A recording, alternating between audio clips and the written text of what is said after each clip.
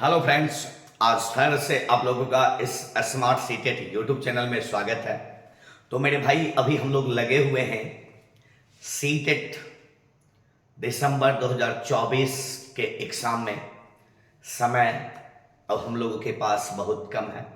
तो मेरे भाई, एग्ज़ाम को मद्देनज़र में रखते हुए कुछ सीडीपी के प्रीवियस ईयर के क्वेश्चन को लेकर हम आपके बीच आए हैं। तो देखते हैं मेरे भाई, किस प्रकार के क्वेश्चन ऑफलाइन में पूछे जाते हैं। देखिएगा, सबसे पहला क्वेश्चन है मेरे दोस्त, विकास में व्यक्तिगत विभिन्नताओं को समझने के लिए क्या महत्वपूर्ण है। व्यक्तिगत विभिन्नता मतलब दुनिया का कोई भी दो व्यक्ति एक जैसा नहीं हो सकता है। उसी के अनुरूप क्या महत्वपूर्ण है, पर्यावरणीय कारकों पर विचार करना जो लोगों को प्रभावित करते हैं, सारणिक एवं दिमाग के परिपक्वता पर विचार करना, वंशागत विशेषताओं के साथ साथ पर्यावरणीय कारक एवं उनकी पारस्परिक क्रिया पर विचार करना। तो मेरे दोस्त क्या होगा, विकल्प नंबर सी हम लोगों का आंसर होगा। कह रहा है वंशागत विशेषताओं पर विचार करना जो प्रत्येक व्यक्ति के जीवन में विशेष शुरुआत देती है। ठीक है, तो मेरे दोस्त किसी भी व्यक्तियों के विकास के क्रम में आनुवांशिकता और वातावरण दोनों का महत्वपूर्ण योगदान होता है। ठीक है, आगे की बात करते हैं। निम्नलिखित में से कौन सा विकास का सिद्धांत नहीं है। क्या कह रहा है मेरे दोस्त, कौन सा विकास का सिद्धांत नहीं है। विकास तुलनात्मक रूप से क्रमिक होता है। विकास समय के साथ साथ धीरे धीरे घटित होती है, घटना की बात करता है। ठीक है, तो धीरे धीरे घटित होती है। विकास का सटीक गति एवं प्रकृति जन्म के समय ही निर्धारित होती है, ऐसी बात नहीं है। व्यक्ति अलग अलग गति से विकास करता है, सही है। तो विकास का कोई सटीक मापन संभव नहीं है और जन्म के समय ही निर्धारित होता है, यह कदापि नहीं कह सकते, क्योंकि हमारे पूरे जीवन में आस पड़ोस वातावरण परिवेश जो मिलता है उस अनुरूप विकास बदलते रहता है। तो इसका आंसर में दोस्त विकल्प नंबर सी हो जाएगा। अनेक शोध अध्ययन से पता चलता है कि शिक्षक लड़कियों की अपेक्षा लड़कों से अधिक पारस्परिक क्रिया करते हैं। इसका सही विवेचना क्या है। तो देखिएगा, लड़कियों की अपेक्षा लड़कों से अधिक पारस्परिक क्रिया करते हैं। ठीक है, लड़कियों की तुलना में लड़कों की अधिक अवधान की आवश्यकता होती है, कदापि नहीं। यह सेक्शन में लिंग पक्षपात का उदाहरण है, सही बात है। यह लैंगिक रूढ़िवादिता का मेरे दोस्त उदाहरण है। कक्षा में लड़कियों की तुलना में लड़कों को अधिक आसानी से नियंत्रित किया जा सकता, कदापि नहीं। लड़कियों की तुलना में लड़कों के शैक्षिक क्षमताएं काफी अधिक होती है, ये कदापि नहीं। आंसर में दोस्त विकल्प नंबर बी हो जाएगा। फटाक से बताइएगा क्वेश्चन नंबर 4, फटाफट मेरे दोस्त। निम्नलिखित में से कौन सा प्रगतिशील शिक्षा की अवधारणा के बारे में प्रमुख है। क्या कह रहा है, प्रगतिशील शिक्षा प्रत्येक बच्चों की क्षमता एवं संभावना में विश्वास करना चाहिए, सही बात है। ये सारे व्यक्तियों की क्षमता और संभावना में विश्वास आपको करना होगा। मानक निर्देश एवं मूल्यांकन, बाह्य प्रेरण और एक रूप मूल्यांकन मानदंड, पाठ्य पुस्तक की केंद्रीय अधिगम, कदापि नहीं होगा। आंसर मेरे दोस्त क्या होगा, विकल्प नंबर ए आपका आंसर। दृश्य रूप से बाधित विद्यार्थियों के साथ कार्य करते समय एक शिक्षक को किस प्रकार के अनुदेशन अनुकूलन करने चाहिए। मतलब जो दृष्टि रूप से बाधित बच्चा है उसके लिए बेहतर क्या कीजिएगा, कई प्रकार के दृश्य प्रस्तुतिकरण। जब दृष्टि बाधित है तो दृश्य प्रस्तुतिकरण से वो क्या समझ पाएगा, कदापि नहीं। स्वयं अभिविन्यास करना ताकि विद्यार्थी उसे ध्यान से देख सके, ठीक है, कदापि संभव नहीं है। अनेक प्रकार के लिखित कार्य, विशेष रूप से वर्कशीट पर ध्यान। जब बच्चा दृष्टि बाधित है तो लिखित कार्य तो करेगा ही नहीं। स्पष्ट रूप से बोलना तथा छूकर महसूस करने वाली सामग्री के अधिक मात्रा में प्रयोग करना। तो बेहतर आंसर में दोस्त क्या हो जाएगा, विकल्प नंबर डी आपका आंसर होगा। आगे देखिएगा, सहयोगात्मक अधिगम एवं हम उम्र साथी के द्वारा शिक्षण का एक समावेशी कक्षा में किस प्रकार से उपयोग करना चाहिए। क्या कह रहा है बाबू, सहयोगात्मक अधिगम में हम उम्र साथी के द्वारा शिक्षण का एक समावेशी कक्षा में उपयोग करना, सक्रिय रूप से हतोत्साहित करना चाहिए, कदापि नहीं होगा। फिर कह रहा है कभी कभी प्रयोग करना चाहिए, प्रयोग नहीं करनी चाहिए, सक्रिय रूप से आगे बढ़ाना चाहिए। ठीक है, तो सहयोगी अधिगम से बच्चा ज्यादा सीखता है। विकल्प नंबर डी हम लोगों का आंसर। निम्नलिखित में से कौन सा समावेशी कक्षा में सबसे अधिक महत्वपूर्ण है? मानकीकृत परीक्षण कदापि संभव नहीं है, ठीक है। प्रतियोगिता अधिगम को बढ़ावा देना संभव नहीं होगा। वरिष्ठ शिक्षा योजना, तो ये समावेशी शिक्षा कहता है क्या कि एक वरिष्ठ शिक्षा योजना के तहत शिक्षा के अधिकार नियम 2009 के तहत कहता है कि बिना किसी भेदभाव के विशेष प्रावधान के साथ सारे बच्चों को एक कक्षा में जगह देना चाहिए। तो विकल्प नंबर सी हम लोगों का आंसर होगा। अधिगमकर्ता एवं उनकी प्राथमिक विशेषताओं के मिलान युग्मों में से निम्नलिखित में से कौन सा सही है? ठीक है, पठन अक्षमता अधिगमकर्ता में कमी है, धारा प्रवाह पढ़ने एवं लिखने में कमी है। ठीक है, तो इसका उत्तर मेरे दोस्त क्या हो जाएगा? ए, पठन क्षमता अधिगमकर्ता, धारा प्रवाह पढ़ने एवं लिखने में कमी है। लिखने में कमी है, ये थोड़ा मिस हो गया है, में कमी है। विकल्प नंबर ए आपका आंसर होगा। एक समस्या को मूल एवं अपसारी समाधान, क्या करें बाबू? मूल एवं अपसारी समाधान के साथ करने की योग्यता में से किसकी प्राथमिक विशेषता है? तो अपसारी का मतलब सृजनशील और मूल का मतलब मौलिकता। तो कह रहा है क्षतिग्रस्त बच्चों का कदापि संभव नहीं है, सृजनात्मक बच्चे का हो सकता है, अधिगम आवश्यकता वाले बच्चे का हो सकता है, नहीं हो सकता है, अहम केंद्रित बच्चे का नहीं। विकल्प नंबर बी हम लोगों का आंसर होगा। क्लियर? आगे देखिएगा, फटाक से मेरे दोस्तों क्वेश्चन बताना फटाफट। कह रहा है निम्नलिखित में से कौन सा एक संरचनात्मक परिवेश के साथ अनुकूलन नहीं हो सकता है? कह रहा विद्यार्थी सहयोगात्मक तरीके से कार्य करते हैं और आपस में कार्य केंद्रित वार्ता में लगे रहने के लिए सहयोग देते हैं, तो ये तो बेहतर है। इस प्रकार से बच्चा सीखेगा, अनुकूलन कर सकता है। शिक्षक प्रमुख प्रकरण के संबंध में विद्यार्थी के विचार एवं अनुभव को प्राप्त करते हैं तथा उनके वर्तमान ज्ञान के पुनर्संरचना या विस्तृत करने के लिए शिक्षण अधिगम की योजना बनाते हैं, ये भी बेहतर है। फिर कह रहा है अध्यापक विशिष्ट छात्रावास मूल्यांकन रणनीति को लागू करते हैं तथा प्रक्रियाओं की बजाय प्रदर्शन पर फीडबैक देते हैं। एनसीएफ कहता है, मनोविज्ञान कहता है प्रक्रिया महत्वपूर्ण होनी चाहिए ना कि उत्पाद। प्रक्रिया बेहतर होगा तो उत्पाद बेहतर ही होगा। कह रहा है विद्यार्थी को जटिल, सार्थक एवं समस्या आधारित गतिविधि में लगे रहने के लिए लगातार अवसर प्रदान करने चाहिए। एकदम मेरे दोस्त सही है। तो इसका आंसर कौन हो जाएगा? विकल्प नंबर सी हम लोगों का आंसर होगा। क्लियर? आगे देखिएगा, एक शिक्षक को विद्यार्थी को प्रोत्साहित करना चाहिए, ठीक है, डैश के बजाय निर्धारित करने के लिए प्रदर्शन लक्ष्य, अधिगम लक्ष्य। फिर कह रहा असफलता से बचने के लिए लक्ष्य, अंक लाने के लिए लक्ष्य। तो अंक लाने के लिए असफलता, ये तो नहीं होगा। अंक लाने के लिए लक्ष्य, असफलता, ये भी गया। अधिगम लक्ष्य, प्रदर्शन लक्ष्य, क्या होगा? प्रदर्शन लक्ष्य और अधिगम लक्ष्य। ठीक है, शिक्षक को विद्यार्थी को प्रोत्साहित करना चाहिए। किसके प्रोत्साहित करना चाहिए? सारे घटकों के लिए प्रोत्साहित करना चाहिए। ठीक है, इसका हो जाएगा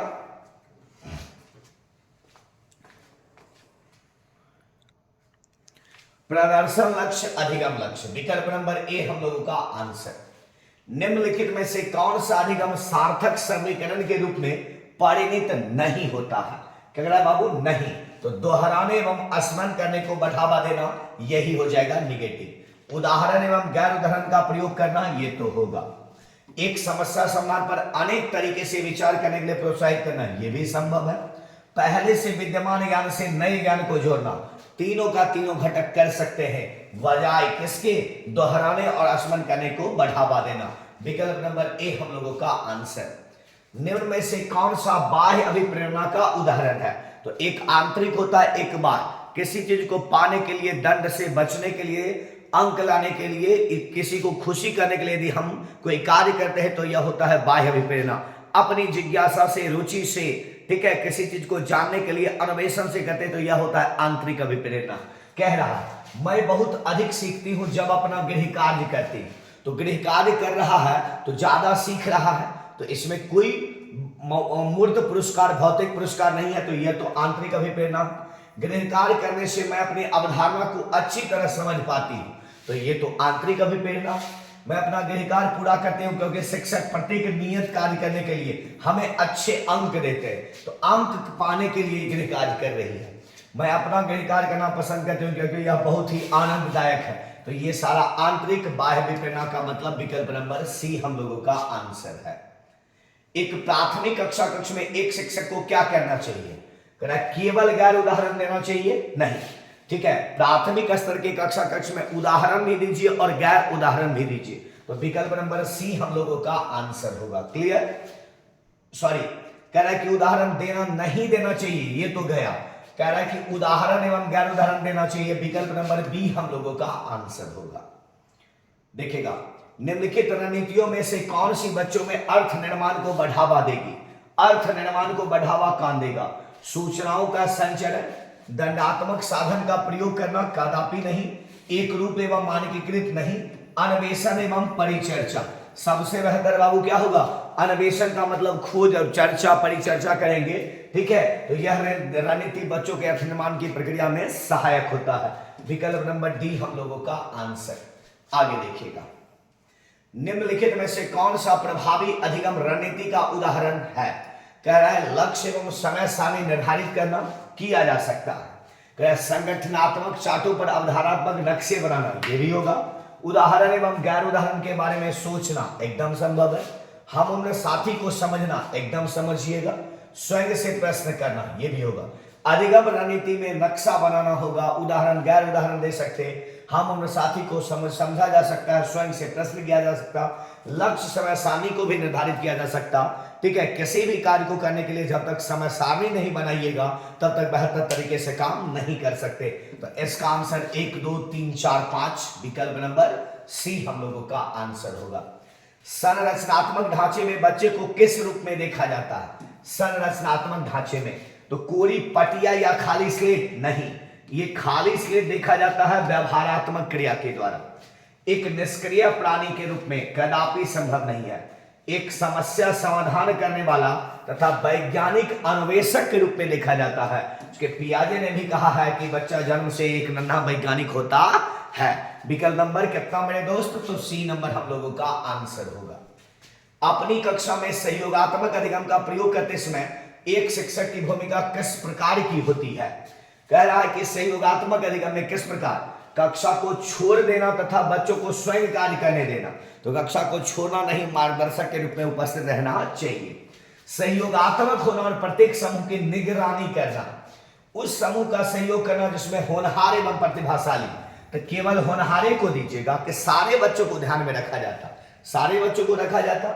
एक मूक दर्शन होना तथा बच्चे जो करना चाहते हैं उन्हें करने देना, मूक दर्शन देना कदापि नहीं। तो सहयोगात्मक होना तथा प्रत्येक समूह की निगरानी करना। विकल्प नंबर कितना मेरे दोस्त? तो विकल्प नंबर बी हम लोगों का आंसर। बच्चों की गलतियां एवं भ्रांत धारणाएं। गलती, बच्चों की गलती सीखने का एक संकेतक होता है। बच्चों का गलतियां करना एक प्रकार से शिक्षकों के लिए अवसर है, चुनौती है कि बच्चा गलती क्यों कर रहा है, वह अपने शिक्षण विधि में भी सुधार कर सकता है। यह सीखने की क्रिया का एक महत्वपूर्ण संकेतक होता है। देखिएगा, शिक्षक अधिगम प्रक्रिया के लिए रुकावट एवं विघ्न है? कदापि नहीं। शिक्षण अधिगम प्रक्रिया में अनदेखी करनी चाहिए? गया। सूचित करती है कि बच्चे में क्षमता वयस्कों की तुलना में बहुत निम्न स्तर की है? यह भी नहीं होगा। शिक्षण अधिगम प्रक्रिया में एक महत्वपूर्ण कदम है, तो सीखने का एक महत्वपूर्ण कदम होता है गलतियां या भ्रांत धारणाएं। विकल्प नंबर डी हम लोगों का आंसर। पियाजे के अनुसार विशिष्ट मनोवैज्ञानिक संरचनाएं, अर्थ निकालने संरचनाएं को क्या कहा जा सकता है? तो विशिष्ट मनोवैज्ञानिक संरचना, अनुभव से सही अर्थ निकालना, तो ये हमारे मस्तिष्क से संबंधित है। मस्तिष्क संगठन को पियाजे ने एस्कीमा कहा है, एस्कीमा से ही निकलता है एस्कीम। विकल्प नंबर ए हम लोगों का आंसर। फटाक से मेरे दोस्त बताना, फटाफट। एक उचित प्रश्न सुझाव के द्वारा बच्चों की समझ को उस बिंदु से बहुत आगे ले जाया जा सकता है। देखो, सुझाव के द्वारा, सहयोग के द्वारा एक निश्चित बिंदु से आप उसे आगे बढ़ा सकते हैं। जिस प्रकार वह अकेले पहुंच सकता है, पहुंच सकती है। निम्नलिखित में से कौन सी संरचना उपयोग कथन को प्रकाशित, मतलब यहां तक वो अकेले पहुंच सकती है, लेकिन यहां से आगे कैसे बढ़ाइएगा? तो सहयोग देकर। क्या देकर बाबू? सहयोग देकर। और यह जो अवस्था होगी, यह कौन अवस्था कहलाएगी? तो हम लोग जानते हैं जब वाइगॉस्की ने कहा था कि जिस जगह पर बच्चों को सहयोग की जरूरत होती है उसे कहते हैं समीपस्थ या निकटस्थ विकास क्षेत्र। विकल्प नंबर डी हम लोगों का आंसर।